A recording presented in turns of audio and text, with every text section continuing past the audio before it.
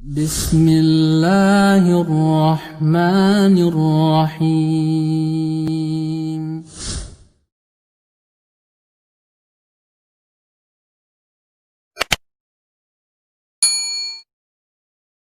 Muncul pernyataan yang dengannya lah tegak langit dan bumi. Diutus kitab-kitab, diutus para nabi dan rasul, diturunkan kitab-kitab, dipersiapkan surga dan neraka. Sebabnya adalah pernyataan selanjutnya. La ilaha illa anta. Inilah la ilaha illallah. Ini pernyataan terdahsyat. Iya, yang di dalamnya terkandung dua hal. La ilaha menolak. Tidak ada yang berhak untuk disembah, diibadahi, diserahkan padanya penghambaan, rukuk sujud saya, penghormatan dan penghargaan saya, pemuliaan pengagungan saya, doa dan ketawakalan saya, sembelihan dan segala kurban saya. Tidak ada kecuali hanya Engkau ya Allah. La ilaha, tidak ada yang berhak untuk disembah, dibesarkan, diagungkan, dimaksudkan padanya ibadah. Illa anta, kecuali hanyalah Engkau. Lihat, masih Engkau ya. Sebab ini suasana kedekatan. Kecuali hanya Engkau. Kalau masuk di sini, semakin dekat lagi. Inilah pernyataan keislaman. Disinilah orang-orang musyrikin tidak mau mengucapkannya. Sebab orang musyrikin menyembah Allah, tetapi selain Allah juga iya. Kalau kita, la ilaha illa anta. Betul-betul. Tak ada yang berhak disembah, dibesarkan, diagungkan, dimintai doa, diharapkan padanya pengampunan, permohonan, diserahkan padanya berdiri, rukuk sujud kita. Kita maksudkan sedekah, zakat, kurban kita, segala ibadah tidak boleh kecuali hanya kepada Allah. Dalam pernyataan la ilaha illa anta harus kita wujudkan itu. Kemudian diusul dengan kalimat khalaqtani wa ana abduk. Khalaqtani, Engkau telah mencipta saya. Ini kalimat sudah ada dalam kandungan anta rabbi. Iya. Sebab diantara makna Rabb apa? Mencipta. Diulang lagi ini. Engkau telah mencipta saya. Kata penciptaan dikhususkan, diulang ini. Ini diulang ini, penciptaan. Supaya kita sadar. Iya, saya ada, saya terwujud saat ini. Allah semata yang cipta. Barulah setelah itu disusul dengan wa ana abduka, dan saya adalah abduka, adalah hambamu. Ini kalimat yang paling berat. Ini kalimat yang paling berat. Ibnu Qayyim mengatakan semua pembahasan agama dari awal sampai akhir adalah wujud abduka. Ini yang paling berat. Untuk memahaminya, cermati. Wa ana, dan saya. Sebab dialog. Abduka, hamba engkau. Kata abduk itu sudah kata sifat. Sang pemilik ibadah. Orang yang menegakkan ibadah kepada engkau. Kalau la ilaha illa anta, baru pernyataan. Saya siap menyerahkan ibadah hanya kepadamu. Kalau sudah jadi hamba, baru benar ucapannya. Wa ana abduk. Kalau kita belum jadi hambanya Allah, kita belum sholat, kita belum menyembah hanya kepada Allah, atau kita menyembah Allah, tapi masih menyembah selain Allah, kita memohon kepada Allah, masih memohon kepada selain Allah, kita berdoa kepada Allah, tapi masih berdoa kepada selain Allah, kita menyembelih berkurban untuk Allah, tapi masih menyembelih dan berkurban untuk selain Allah Subhanahu wa taala, maka masih dusta kita dalam kalimat wa ana abduk. Ingat syaratnya apa? Mukinan biha, yakin seperti itu. Wa ana abduk, dan saya adalah hambamu ya Allah. Kalau sudah masuk sini berarti apa? Dia mendekatkan diri kepada Allah dengan menyadari dia sudah beribadah kepada Allah. Setelah itu baru masuk kedahsyatan ibadah. Wa ana ala ahdika wa wa'adika mastata'tu, dan saya ya Allah berada di atas janji dan perjanjianmu sesuai dengan kemampuanku. Maksudnya, kita jamaah, itu sudah pernah diikat janji dan berjanji di hadapan Allah. Untuk apa? Untuk beribadah kepada Allah. Untuk tunduk dan taat kepada Allah. Ada ayat di dalam ruh kita. Allah tanya, alastu bi rabbikum? Bukankah saya Rabb kalian yang berhak kalian sembah? Kita semuanya ketika itu mengatakan, qalu bala syahidna. Benar-benar ya Allah, kamu yang kami sembah, kami bersaksikan. Dan alhamdulillah Allah tuntun kita untuk menyatakan asyhadu an la ilaha illallah dan suratul Fatihah. Iyyaka na'budu wa iyyaka nasta'in.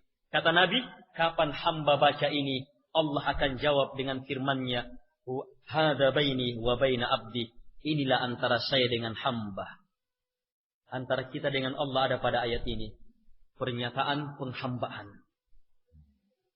Jadi kalimat wa ana ala ahdika wa wa'adika, kalimat pengakuan bahwa kita berada di atas janji, telah berjanji di hadapan Allah, telah mengikat perjanjian di hadapan Allah. Untuk apa? Beriman, taat, beribadah kepada Allah. Semua itu kita laksanakan mastata'tu, sesuai dengan kemampuanku. Ini kalimat sesuai dengan kemampuan. Kalimat ini jamaah, kalimat rahmat. Coba seandainya tidak ada kalimat ini, maka biar kita sakit harus datang ke masjid. Coba seandainya tidak ada kalimat ini, sesuai dengan kemampuanku. La yukallifullahu nafsan illa wus'aha. Ini kalimat rahmat. Kita tidak dibebani kecuali hanya dengan kemampuan. Tidak bisa berdiri. Kalau bisa duduk, duduk. Tidak bisa duduk, berbaring saja. Yang jelas jangan tidak sholat. Harus sholat sesuai dengan kemampuan. Hanya ada yang lalai dalam memahami hal ini. Kalimat mastata'tu sebenarnya adalah kalimat pengerahan segenap kemampuan. Selama masih ada kemampuan, berarti kita masih siap. Sebab itu yang kita nyatakan. Selama saya masih punya kemampuan, saya akan wujudkan. Berarti ini kalimat sebenarnya kalimat kesiapan untuk beribadah totalitas. Kalau sudah tidak mampu baru la yukallifullahu nafsan illa wus'aha. Ada orang tidak datang sholat ke masjid. Kenapa? Ya alhamdulillah saya sudah sholat 5 waktu di rumah.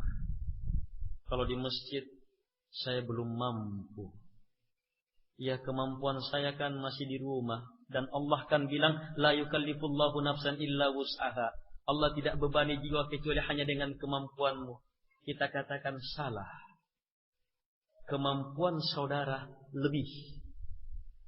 Kemampuan saudara bisa datang ke masjid. Saudara tidak datang ke masjid bukan karena tidak mampu, tapi karena tidak mau. Atau belum mau. Coba mau, coba ingin, pasti datang. Buktinya kalau ke kantor justru melewati masjid bahkan. Berarti kemampuannya lebih. Sadari betul ini. Kalimat mau dapatkan pengampunan hebat, nyatakan ini. Saya siap ya Allah di atas janji dan perjanjianmu untuk mewujudkan ibadah sesuai dengan kemampuan.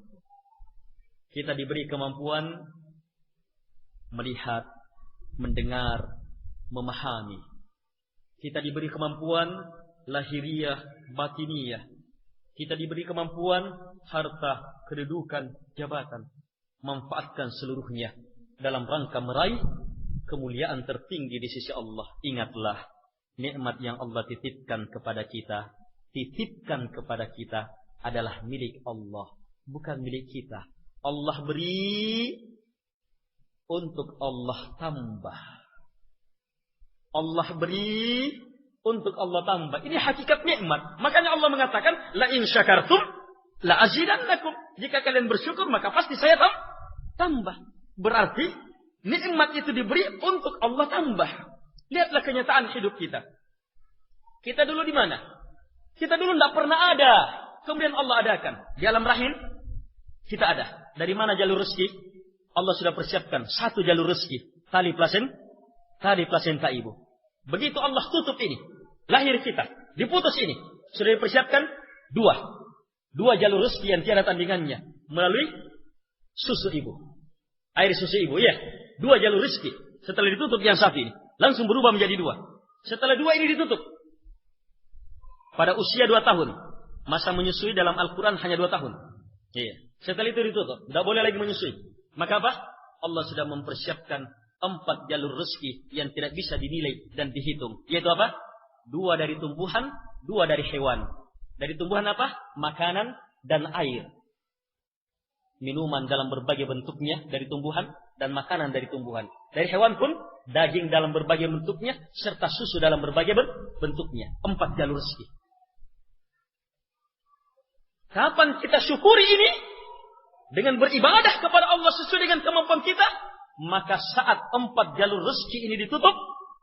Ya, Allah sudah mempersiapkan 8 jalur rezeki. 8 pintu surga. Untuk kita.